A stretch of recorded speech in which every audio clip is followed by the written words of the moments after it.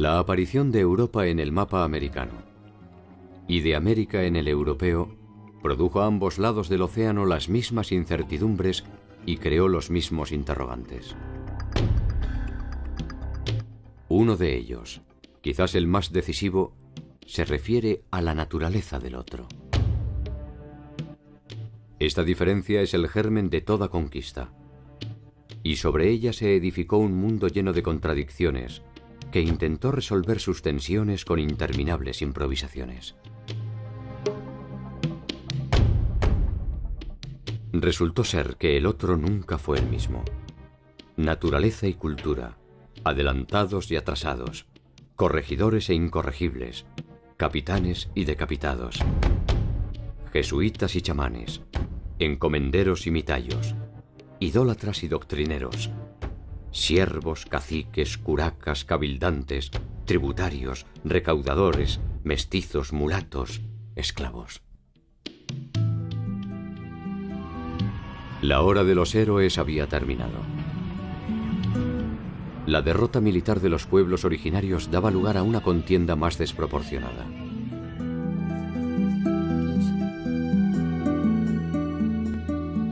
¿Cómo se inventó el mundo colonial latinoamericano?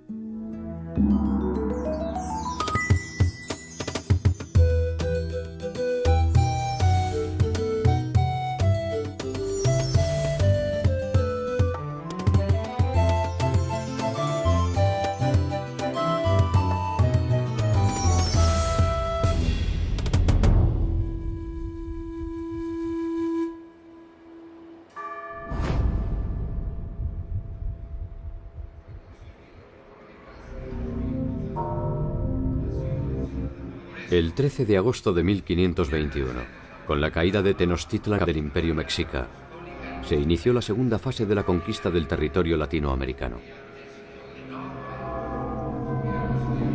Por primera vez una batalla decisiva pone a los españoles frente a un territorio de vasta complejidad e innumerables posibilidades de lucro. Tenochtitlan, la ciudad flotante que había maravillado a los conquistadores, había quedado en ruinas. Cientos de miles de cadáveres pertenecientes a ambos bandos cubren la superficie de sus calles y canales, impidiendo el paso y propagando la enfermedad.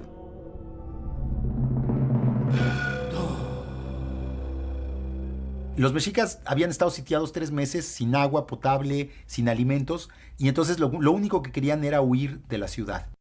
Este fue, yo creo que uno de los momentos de mayor humillación para los mexicas, cuando tuvieron que huir de su propia ciudad y además ser sometidos a el saqueo, los vejámenes y los robos por parte de los españoles y de los tlaxcaltecas, ¿no? En particular les dolía el de los tlaxcaltecas. La derrota final de los mexicas fue obra del intelecto de Cortés y del coraje de sus aliados nativos, entre ellos los tlaxcaltecas, quienes fueron de hecho los vencedores de sus históricos enemigos.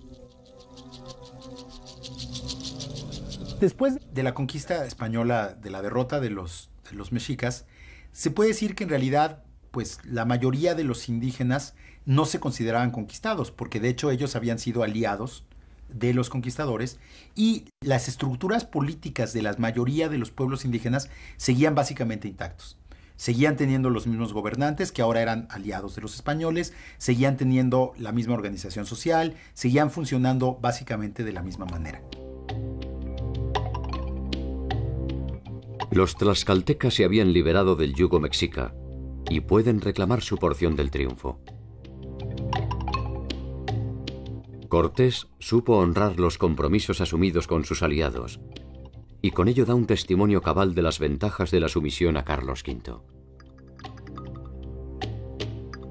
De alguna forma, aunque no lo sospecharan en la euforia del triunfo, los tlaxcaltecas habían sido advertidos por los mexicas de los tiempos por venir. Los mexicas y los tlaxcaltecas se gritaban todo tipo de insultos, ¿no? Como te vamos a comer, eres como un perro, todo tipo de cosas. Pero uno de los insultos que le gritaban los mexicas a los tlaxcaltecas era que cuando veían que los tlaxcaltecas estaban destruyendo la ciudad, les decían, sí, síganla destruyendo. A nosotros no nos preocupa porque nosotros sabemos que las van a volver a construir. Porque si nosotros ganamos esta guerra, los vamos a hacer construir piedra por piedra la ciudad. y si los españoles ganan, los van a hacer construir la ciudad para ellos. Y eso acabó siendo absolutamente cierto, porque unos años después Cortés decidió establecer la capital española en el lugar donde había estado Mexico Tenochtitlan, es lo que ahora es la Ciudad de México, y justamente fueron los propios indígenas, los aliados de los españoles, fueron los que ayudaron a reconstruir la ciudad, solo que ahora era para beneficio de los nuevos conquistadores. La construcción de una nueva ciudad resultaba una medida de carácter menor frente a la empresa que se avecinaba: gobernar un territorio poblado por más de 12 millones de personas. Lo que explica el que muchos pueblos indígenas se aliaran directamente a los españoles era que creyeron que este dominio español iba a venir a sustituir al azteca, que había sustituido al chichimeca, al tepaneca, y el tepaneca había sustituido al tolteca, y el tolteca había sustituido al teotihuacano, pero que iba a seguir siendo una transacción económica entre dos poderes completamente independientes y autónomos, digamos, que solo iba a ser una relación contractual económica. A lo largo de los siguientes 50 años, el poder español lo que intentó fue lograr establecer su autoridad sobre estos pueblos indígenas sin destruir su organización política y social. Los españoles habían descubierto en el Caribe que si causaban disrupciones demasiado grandes en la población, como pues destruir los señoríos, esclavizar a los indígenas, lo único que iban a provocar era el exterminio de la población, y que pues una tierra como México no le serviría de nada sin una población indígena que explotar. El nuevo orden no parecía ser sustancialmente diferente al que habían establecido los mexicas. Las antiguas élites gobernantes mantenían sus privilegios a cambio de algunas pequeñas concesiones.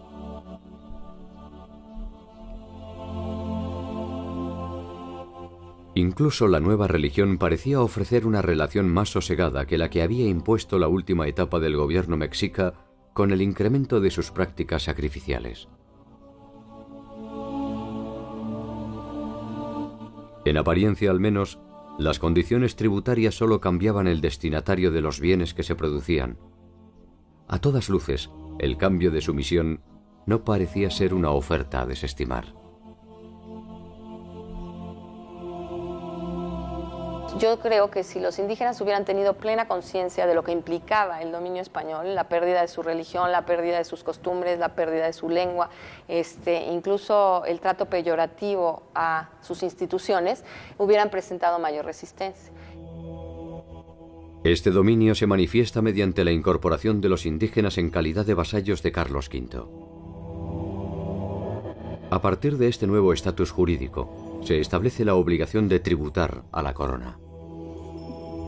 De esta manera, los conquistadores recuperan el dinero invertido, reservando un porcentaje para el rey.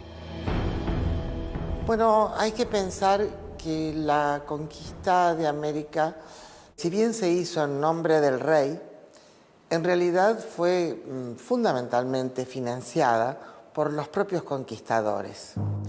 Entonces, esta actividad, que era casi privada, es una mezcla de lo público y lo privado, muy típico de la época del antiguo régimen, desarrollaba o permitía desarrollar un sistema de dones y contradones.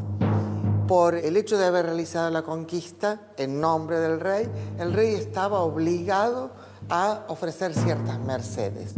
Y una de las mercedes que el rey iba a otorgar a estos conquistadores que habían arriesgado su vida y sus dineros fue entregar a los indios en encomienda. La encomienda es la primera forma de relación jurídica entre indios y españoles. A cada colonizador se le encomienda un número determinado de nativos que están obligados a trabajar para él. A cambio de este servicio, los españoles tienen la obligación de cuidarlos y evangelizarlos. El conquistador va a recibir el tributo que debe ir al rey, el rey se lo cede y a cambio tiene que ocuparse de la salud, entre comillas, para la época, de los indígenas y sobre todo de la evangelización. Eso es la encomienda y estos señores son los encomenderos. La encomienda fue un sistema tan práctico como deficiente, y no tardó en generar conflictos.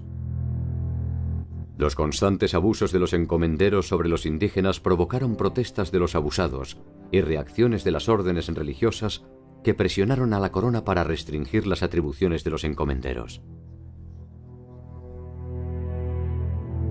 En la primera época produjo unos abusos terribles porque no solamente eran exigiéndole trabajo a los indígenas, sino parte de la producción, de su economía natural, y a veces una exigencia que no tenía límites. No hay que olvidar que en las Antillas prácticamente en un siglo fueron despobladas por los abusos. El Imperio español había tomado nota de los desmadres producidos en las Antillas, que obligaron a la importación de esclavos para trabajar. En tierra firme se intentó entonces establecer un sistema de recaudación que se basaba en las estructuras productivas preexistentes. El calpulli en México y el ayllu en el mundo andino. El ayllu es un sistema que significa la propiedad comunitaria de un territorio, pero a la vez significa tener ancestros comunes. Entonces, este ayllu es la base de la comunidad. Bueno, el trabajo comunal es una tradición sumamente importante en el mundo andino, ¿no? Tanto la siembra como la cosecha tiene que ser hecha por medios comunitarios y la comunidad siempre se ha unido para este tipo de trabajos. Los españoles mantuvieron el ayllu no tanto porque respetaran aquello, sino porque les convenía. Si mantenían esta propiedad del ayllu en comunidad, entonces ellos les pagaban un tributo. Tanto los pueblos mesoamericanos como los andinos poseían una cultura tributaria. Trabajaban indistintamente sobre sus tierras o sobre las de las élites y debían ofrecer parte de su producción a los señores locales. La política española respetó, al menos formalmente, esta propiedad comunitaria en la medida en que le permitía la obtención de beneficios.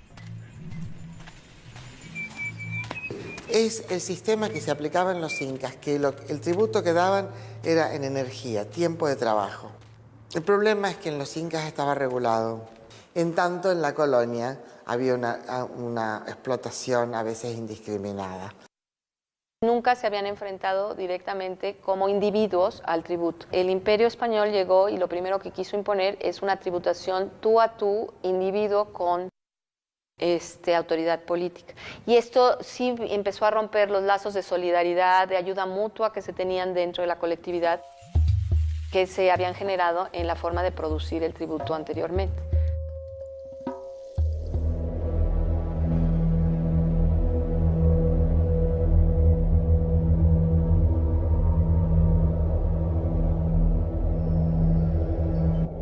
El diseño del Nuevo Mundo fue un largo viaje de marchas y contramarchas que, al menos formalmente, buscó siempre establecer una noción de orden.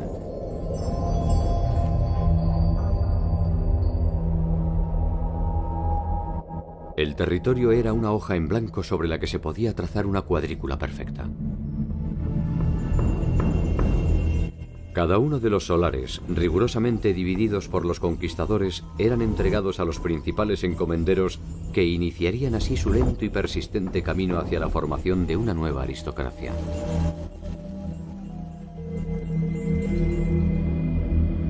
Se hacen dos grandes virreinatos que duran como tales hasta el siglo XVIII, que es el Virreinato de Nueva España, que abarca México, Guatemala, Panamá, y el Virreinato del Perú, que toma prácticamente toda América del Sur. Recién a finales del siglo XVIII, en los últimos tercios, se crea el Virreinato de Nueva Granada, que separa Ecuador, Colombia, Venezuela del Perú, y el virreinato del Río de la Plata, que toma todo lo que es la actual Argentina, Uruguay, Paraguay y casi buena parte de Bolivia. Estos vastos territorios exigen una organización adecuada que persigue objetivos variados. Desarticular las costumbres nativas, optimizar la recaudación y concentrar a sus habitantes para evitar rebeliones y resistencias. Finalmente, lo que la corona estableció en la segunda mitad del siglo XVI fueron los llamados pueblos de indios o repúblicas de indios, que eran gobiernos indígenas en los pueblos indígenas que tenían muchos elementos de los gobiernos prehispánicos, pero que los combinaban con los elementos del gobierno español. Los nombres de los cargos, gobernador, alcalde mayor, eran nombres españoles, pero las personas que ejercían esos cargos en muchos casos eran las mismas personas que habían ejercido el poder en tiempos prehispánicos o sus descendientes. La conversión y el control de los pueblos originarios se intenta obtener mediante la República de Indios. Una concentración de indígenas que intenta funcionar como un espejo de la sociedad española, recreando sus mismas instituciones y ofreciendo un espacio en el que la Iglesia podía perseguir, sin contaminación, su utopía cristiana. Pero hay que ponerse en la cabeza de la gente que vivía en esa época, cuya fe es auténtica, matizada de supersticiones, no muy pura teológicamente. Todo eso, por cierto, era así, pero de todas maneras hay una fe primitiva, podríamos llamarla, totalmente auténtica. Hay que tener en cuenta que en poco tiempo más, sobre todo después de la conquista, se va a producir la gran contrarreforma, la gran defensa de la Iglesia para defenderse de la reforma luterana. El impulso que toma la Iglesia a partir de esto y el asombro por el hecho de haber encontrado una sociedad y un territorio donde aparentemente la palabra del Señor no había llegado. Y frente a esto, la Iglesia Católica tuvo dos formas de reacción. Una reacción tradicional, conservadora, casi inquisidora, donde se perseguía cualquier tipo de desviación y de idolatría. En cambio, otras órdenes religiosas como los agustinos, franciscanos, jesuitas, pensaron que era imposible acabar con la religiosidad andina, porque se podía acabar con sus templos, pero no se podía derribar el sol ni acabar con la madre tierra.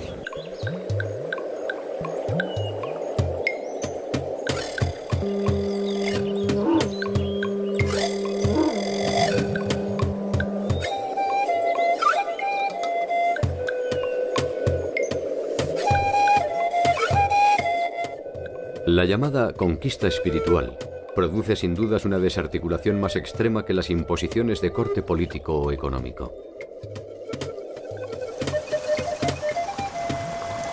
Las religiones politeístas suelen ser más permeables ante la aparición de nuevos dioses. Las monoteístas, en cambio, son necesariamente fundamentalistas, puesto que reposan sobre un paradigma demasiado rígido como para tolerar digresiones.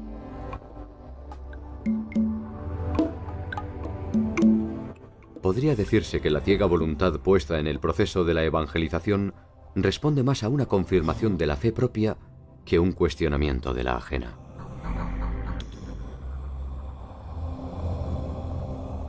En los primeros años, el éxito de la evangelización fue inmenso. Los frailes bautizaron a miles de indígenas, los indígenas asistían por millares a las misas. Parecía que el éxito militar había sido acompañado por un éxito religioso. Una evangelización que tiene tramos, que tiene un periodo muy ingenuo, creyendo que con bautizarse lograba la evangelización real.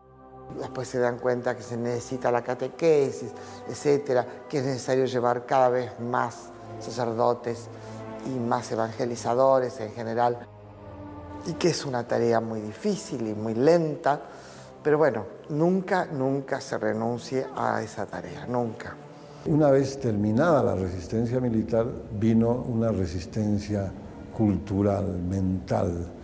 Es decir, los españoles pudieron dominar, obligarlos a pagar tributo, etcétera, pero nunca dominaron completamente sus mentes. Entonces, la resistencia más importante de estos pueblos fue mantener su idioma, sus costumbres y obviamente su religión.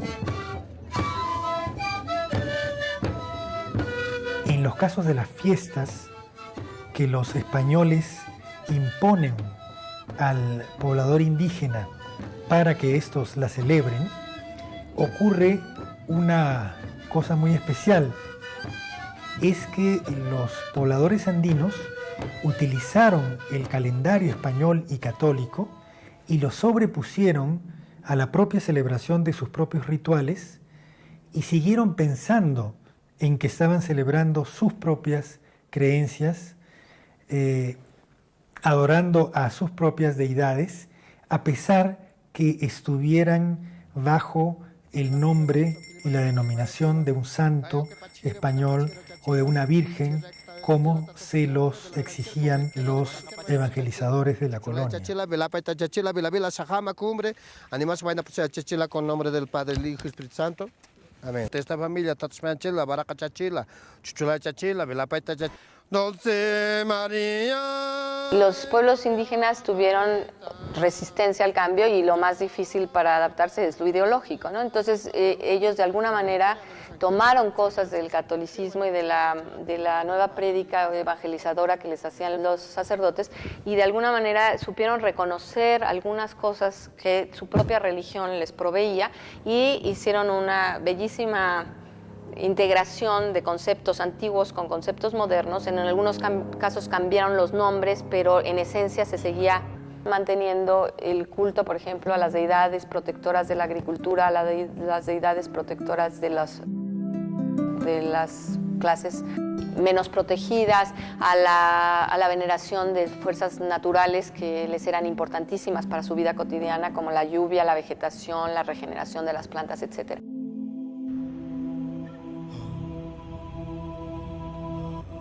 Estas continuidades religiosas prehispánicas producen una reacción que dará inicio a un interesante proyecto llevado adelante por una segunda generación de religiosos.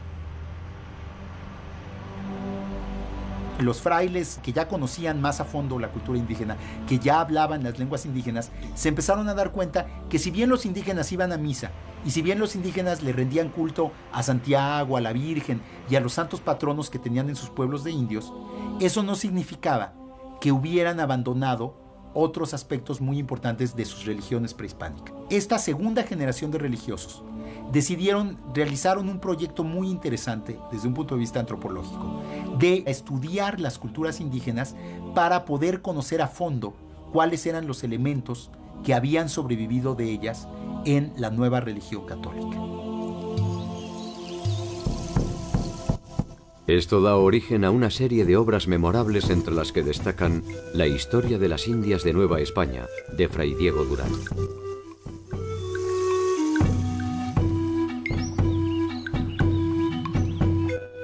Y La historia general de las cosas de la Nueva España, de Fray Bernardino de Sahagún.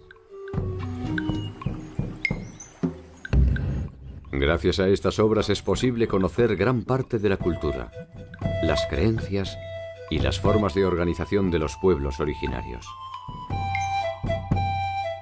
Pero no hay que olvidar nunca que fueron escritas con la intención de eliminar la religión indígena. Es decir, que era un conocer para mejor cristianizar. No era un conocimiento científico desinteresado, era un conocimiento que tenía una agenda muy específica de lograr consolidar la evangelización de los indígenas y de destruir los rastros que quedaban de las religiones prehispánicas. Curiosa lección que suele dar la historia. Los mismos conquistadores que habían destruido la mayor parte de los códices originarios son quienes recopilan minuciosamente cada una de las costumbres de los pueblos conquistados.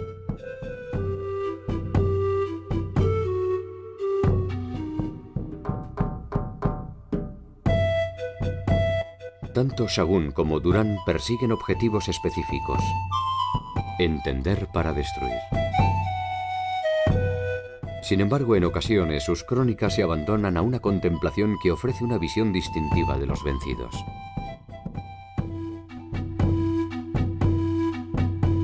Sus formas de asociación, sus conocimientos, su fina espiritualidad y su particular sensibilidad. En síntesis, aflora la generosa humanidad que les fue negada por el conjunto de los conquistadores.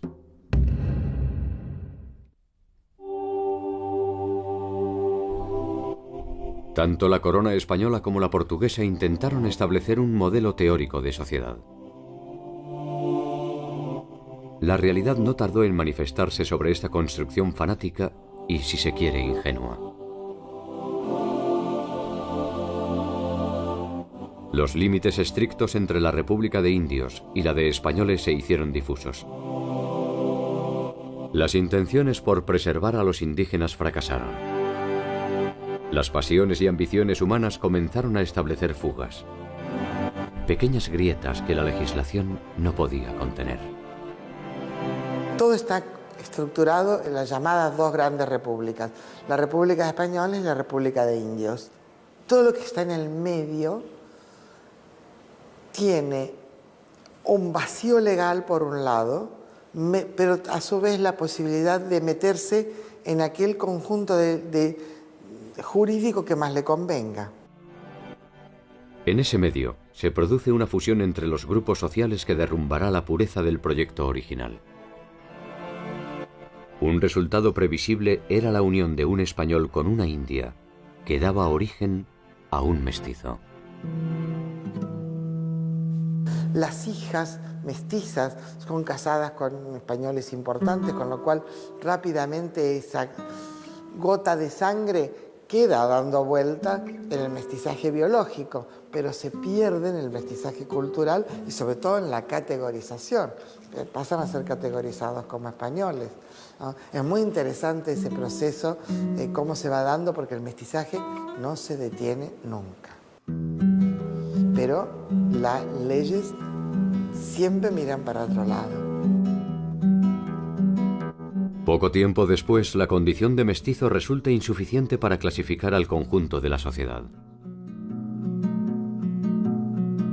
Castizo, mulato, morisco, torna atrás, lobo, zamballo, cambujo, barcino, coyote, chamizo, jíbaro, tente en el aire y no te entiendo son algunas de las maneras de establecer las nuevas categorías de desclasados. Los mestizos son considerados impuros y tienen mucha dificultad en reconocerlos. La situación del mestizo es muy ambigua. Si es criado en la familia de su madre, normalmente indígena, puede ser considerado indio. Si es criado en la familia del español, de pronto al tiempo puede pasar por español. El español nacido en América, que es el criollo, no tiene un estatus especial. Es considerado español, pero de segunda. No hay una legislación separada para españoles americanos o españoles peninsulares. Hay sí una legislación especial para los indígenas, todo el tiempo.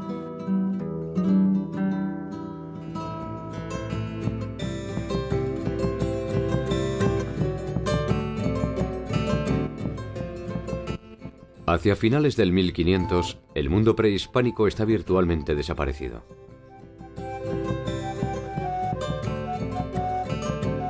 Al mundo soñado por españoles y portugueses no le va mejor.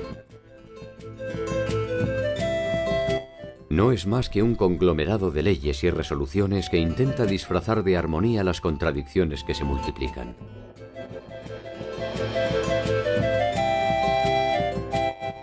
Latinoamérica se abre paso a su propio tiempo histórico.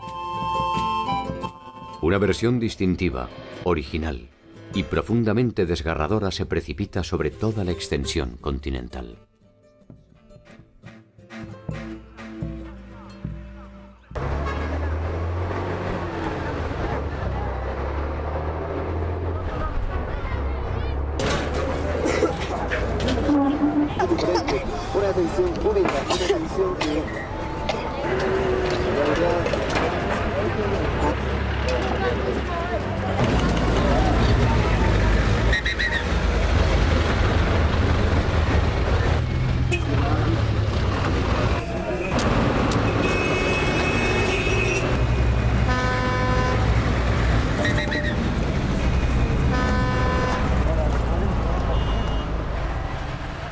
La ciudad de Potosí está construida a 4.000 metros de altura sobre el nivel del mar. Fue fundada por los españoles en 1545, a raíz del hallazgo de una importante veta de plata en el Cerro Rico de Potosí. Este cerro fue uno de los principales ingresos de la corona española. La ciudad era entonces algo más que un pequeño campamento, y creció a un ritmo desmesurado exigiendo una compleja organización de recursos humanos y económicos. Estas aguas están viniendo de lo que son las filtraciones cuando llueve, cuando graniza, ¿no? Y su pH es muy, muy ácido.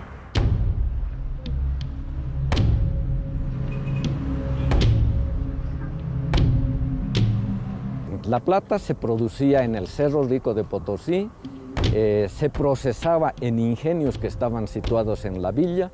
Para eso se ha construido un sistema hidráulico, el segundo más grande del mundo. Se han construido ingenios para que puedan funcionar ruedas hidráulicas, que era el único equipo prácticamente industrial. El resto ha sido trabajo manual.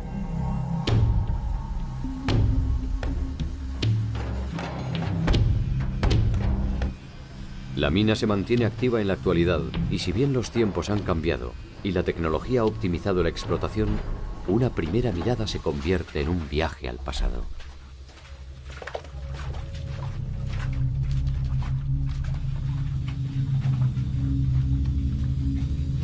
En el interior de las galerías resuenan las mismas voces, los mismos gemidos y los mismos silencios que agigantaron su oscura leyenda. ¿No hay refresquito para mí? Adentro, muñeco, adentro. Sobreviven los golpes de los barreteros, las picas de los brosiris, los pasos de los apiris.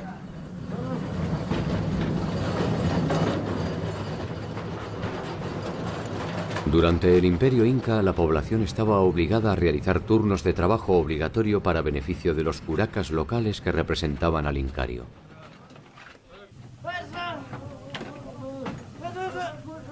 La llegada de los españoles trasladó este servicio a la corona y alimentó las minas de Mitayos. La mita es un turno de trabajo que había en la época incaica. O sea, una forma de dar el tributo era o en especie o en turnos de trabajo. Y esto de la mita, él lo adoptó para crear un trabajo obligatorio en las minas. La diferencia es que el Inca retribuía con una serie de obras a aquellos que hacían la mita.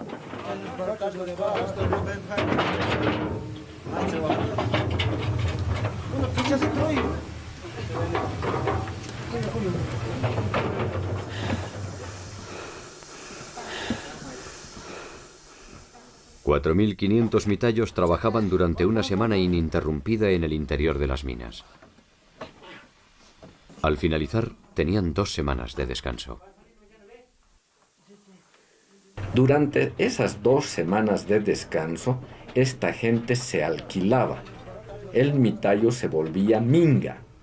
Y entonces esas semanas de descanso no eran en realidad de descanso. Un minga recibía mucho más dinero que un mitayo.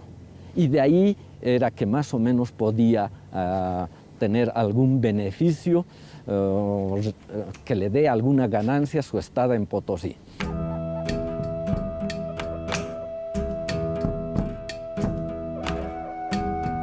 Todos los yacimientos en América fueron de la corona. La corona aprovecha el trabajo forzado de los nativos para su enriquecimiento. La corona recibía 1/5 de la producción y el resto era de los mineros. Los mineros a su vez contrataban o pagaban a los mitayos 2 reales por semana. Este es un monto sumamente bajo y como era trabajo de coacción, los nativos tenían que venir a Potosí con su comida, con su ropa, porque los 2 reales no alcanzaba prácticamente para nada. La leyenda sostiene que la cantidad de metal extraído del Cerro Rico sería suficiente para construir un puente de plata que uniera Madrid y Potosí. Ese puente hipotético sin duda se hubiera construido con el sudor de los mitayos. Cada 7 años, cada uno de ellos debía cumplir 1 año de trabajo obligatorio en las minas. En los momentos de mayor producción, Potosí albergó más de 13.500 hombres provenientes de distintas y distantes regiones del mundo andino.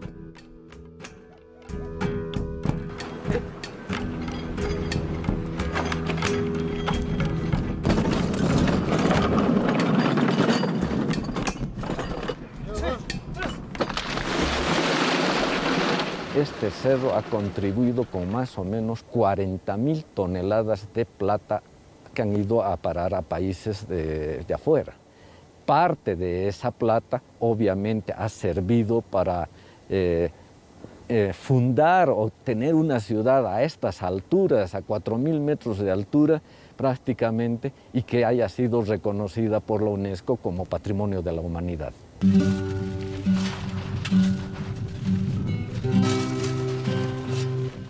A medida que el cerro se vacía, la ciudad se llena de tentaciones.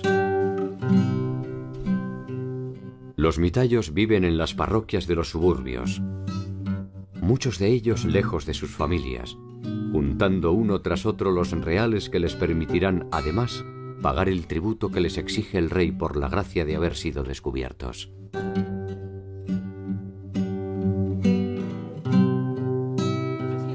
Algunos tendrán la dudosa fortuna de morir por inhalación de plomo o de mercurio. Otros solo podrán derrumbarse en el carnaval de la ciudad.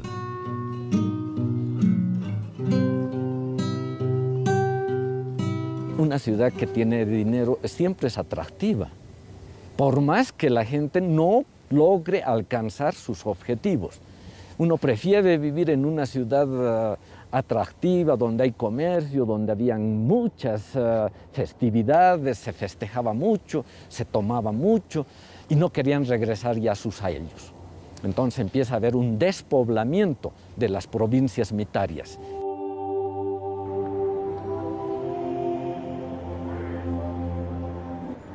El centro de la ciudad estaba reservado a la población española. Allí parecía ser posible el sueño de El Dorado. Funcionarios, azogueros, comerciantes y religiosos vivían su propia ilusión de prosperidad en la medida en que el férreo monopolio español se lo permitía. Nada debía entrar ni salir de Potosí sin la anuencia de las autoridades.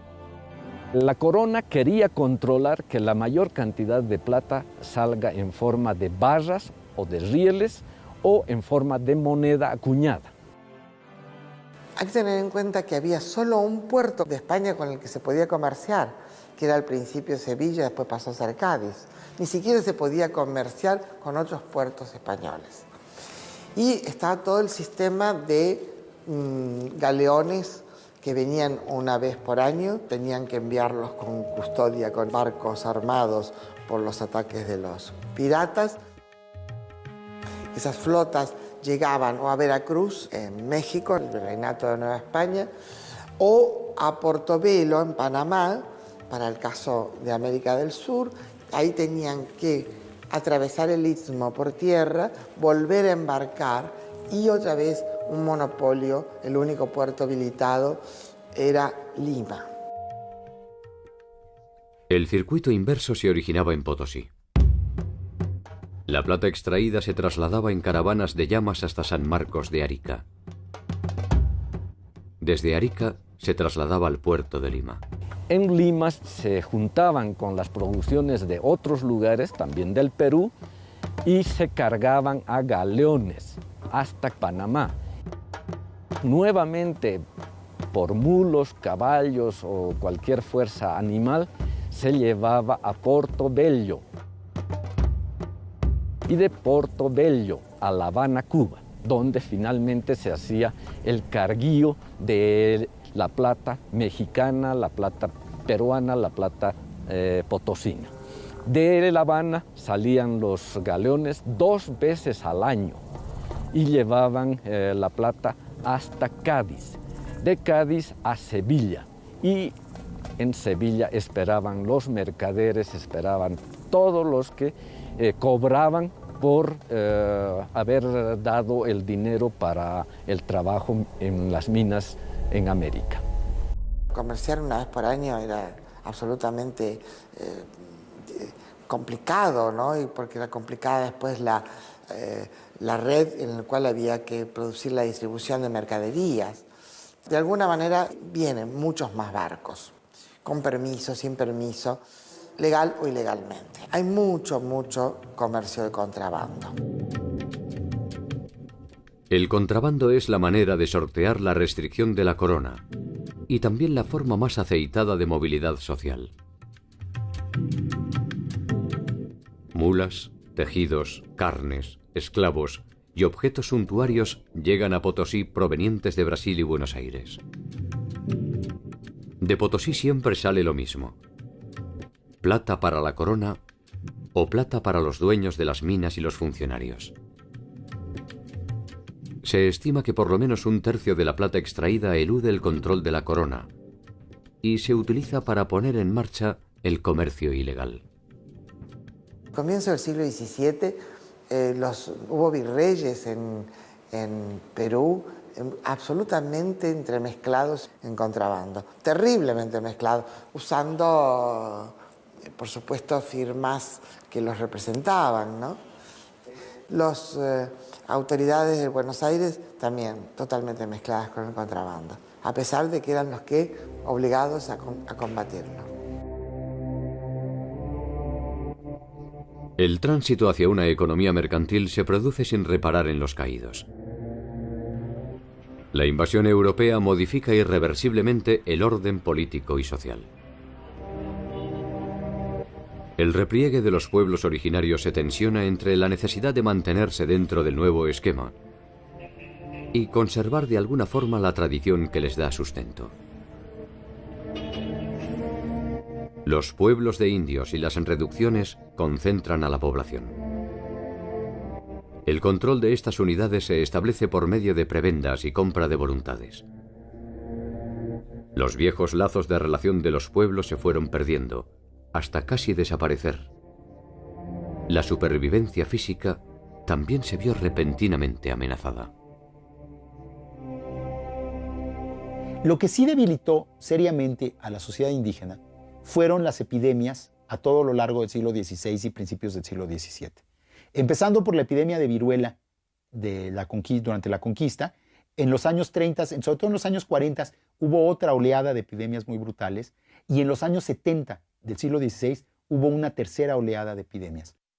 Que venga cualquier persona contagiada de viruela de otro lugar, un comerciante, uno que se dedicaba a traer sal, cualquier insumo, se contagiaba, venía aquí y aquí había una acumulación grande de personas. Entonces la enfermedad se propagaba muy fácilmente. La catástrofe demográfica ha producido alguno de los más encendidos debates a propósito de las consecuencias de la conquista. La estimación acerca de la población originaria en el momento del contacto genera los primeros desencuentros entre los estudios demográficos. No tenemos cifras exactas, nada por el estilo, pero hay estimaciones que hablan de que murieron hasta el 90% de los indígenas. Es decir, 9 de cada 10. Hay otras estimaciones un poco más moderadas que hablan de 3/4 partes.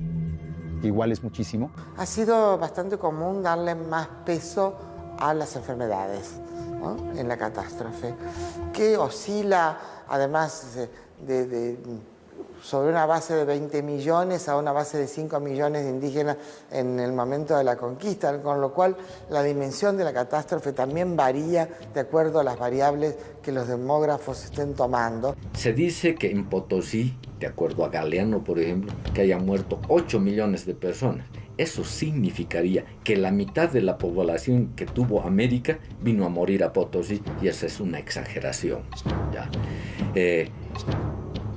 Capoche, uno de los cronistas mineros, él tenía intereses mineros, minas, ingenios en Potosí, habla en su relación de que al año morían 50 personas. Este número también es tremendamente pequeño. Para 13.500 personas que llegaban al año a Potosí, que mueran 50, no era nada. Estas epidemias sí afectaron todos los sectores de la población indígena. Afectaron a las élites porque murieron muchas personas que tenían conocimientos esotéricos o conocimientos muy restringidos y que ya no pudieron ser transmitidos. Artesanos, religiosos, políticos. Afectaron a los campesinos porque hubo aldeas enteras que fueron despobladas y hubo también muchas tecnologías, muchas prácticas productivas que ya no pudieron sostenerse. Que no es que yo quiera decir que los españoles fueron unos angelitos aquí, pero tampoco no se puede decir que quisieron eliminar a los nativos. No les interesaba eliminar, porque eliminaban la mita, que era el valor agregado que ellos encontraban en su negocio minero. El contacto entre europeos y americanos se habría producido tarde o temprano, y difícilmente se hubieran podido evitar las consecuencias bacteriológicas del encuentro. Las epidemias, el exterminio y la guerra ya se conocían en el territorio de la actual Latinoamérica. Pero la naturaleza de la dominación europea resultó desproporcionada para los modos de vida de las sociedades originarias.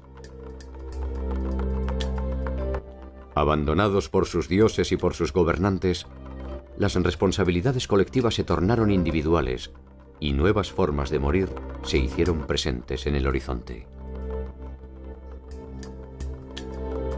Y ahí podríamos incluir al alcoholismo como enfermedad profesional. Si la gente, después de cumplir su labor, se dedicaba a emborracharse, el alcoholismo traía muchas complicaciones, males hepáticos, males del estómago, cirrosis. El alcohol se utilizó como forma de pago, como forma de dominación. Y si bien se sabe que en la época prehispánica se tomaba ya la chicha y otro tipo de bebidas, con la colonia esto se incrementó, ¿no? Igual que la pobreza. Sea cual sea la cifra definitiva, las fuentes confirman que entre el año 1500 y el 1600, el número de habitantes nativos disminuyó a niveles alarmantes, despoblando vastas zonas territoriales de Latinoamérica. Hacia 1780 se registrará una recuperación en los pueblos originarios. Probablemente, dada la magnitud de la catástrofe, estas nuevas generaciones sean ya el producto de un nuevo paradigma cultural que deba tanto al viejo modelo como al nuevo. Lo que sucedió es que a finales del siglo XVI, después de estas grandes oleadas de epidemias, las sociedades indígenas se reconformaron ya en el marco del régimen colonial y construyeron nuevas formas de vida con muchos elementos europeos, pero también con muchos elementos prehispánicos. Y las sociedades indígenas que conocemos hoy son realmente las descendientes de esas sociedades reinventadas del periodo colonial, que tienen una fuerte raíz prehispánica, pero que también tienen muy importantes elementos occidentales. Por ejemplo, ustedes van a poder observar en el mundo aymara actual, hay varios indicadores de esto, ¿no? El vestido que hoy utiliza la aymara de la ciudad, la aymara urbana, que es la chola paseña, se ve esa mezcla, ¿no? La manta tiene que ver con la mantilla española. Y en cambio el aguayo que llevan para cargar a los niños es un textil, además de una alta simbología, porque sobre ese aguayo se hace, por ejemplo, la mesa aymara, o se come, o los rituales, ahí se carga el niño. Todo eso muestra que es una vestimenta típica, pero a la vez muy mestiza, que toma de ambas partes, ¿no? Así que la aculturación no se dio en el sentido de perder toda la identidad, pero sí fue una mezcla, ¿no?, de cosas, de contenidos culturales españoles que fueron adoptados acá.